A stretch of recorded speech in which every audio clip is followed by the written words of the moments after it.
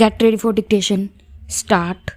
Sir, about 45 honorable members of this House have participated so far in the debate.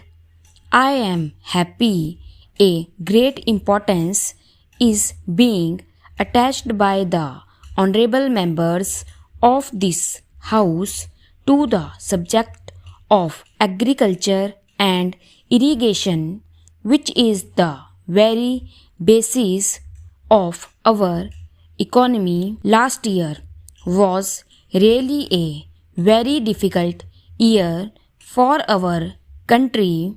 All of us have experienced the stresses and strains through which the food and agriculture economy passed. The reasons were many, but I think the natural disasters and the energy crisis were the two important contributory factors which added to our difficulty.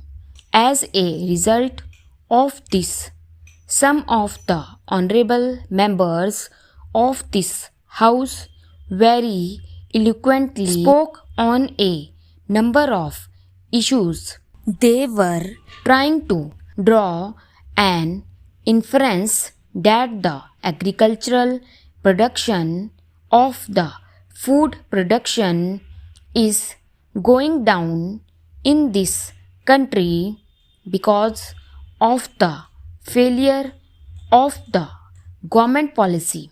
I would very humbly like to make this submission. Stop para. Of course, I am not making a claim that everything is alright with government policies.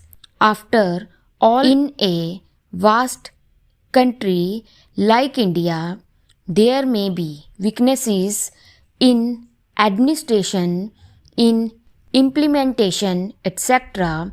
But my own honesty and personal assessment is that this country's direction as far as agriculture and food policies are concerned is very much in the right direction, and that is why we are making a very substantial progress, though during the last 3 years, because of the setback on account of some natural calamities, a general impression has been created by interested agencies, and perhaps because of there not being a proper understanding by some of our colleagues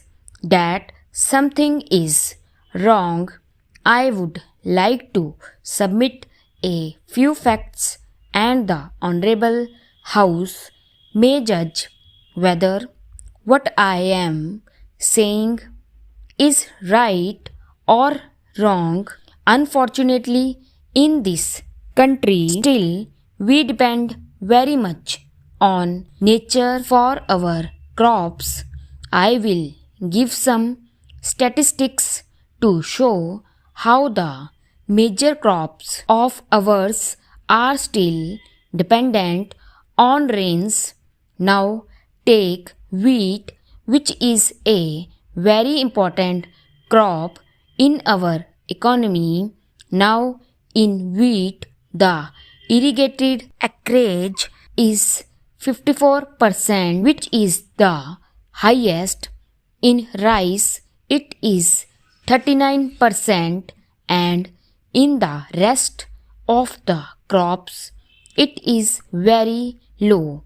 Naturally, whenever there is an uneven distribution of rainfall or a failure of rainfall, our crops get affected during the whole year or so. The government of India is to ensure our economy against these natural calamities, and I think we have started getting some results. For instance, the main highlights of last year's agricultural economy are that though there has been a drought, for instance, Gujarat is a very important state both from the point of view of groundnut as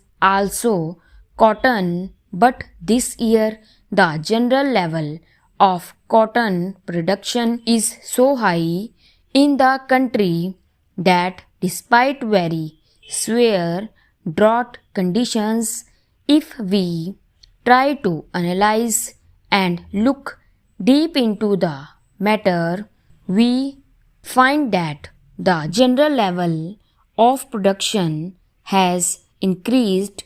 Whatever the problems which are coming up as a result of more production, we shall face them and try to find some solution.